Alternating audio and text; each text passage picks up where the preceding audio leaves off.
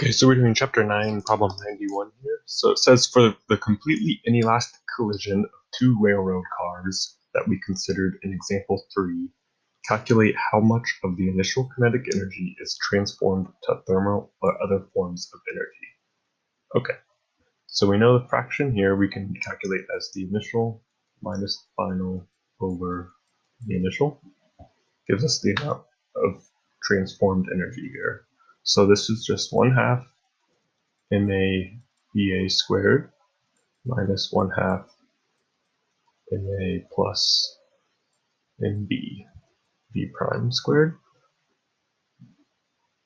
all over 1/2 MA squared.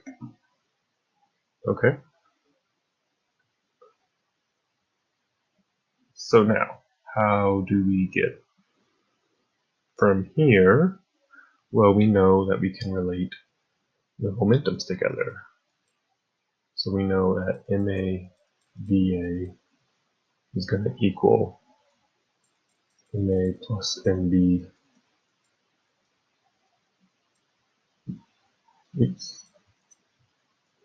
V prime, or V prime equals MAVA over MA plus MB. So if we substitute that in here and cancel out these 1/2s, then we're left with MAVA squared minus MA plus MB times MA over MA plus MB. This is squared VA squared all over MAVA squared. Cool. So now we just cancel shit. So coming down here, this becomes 1 minus, we have an MA left over MA plus MB. And this equals same as MB over MA plus MB.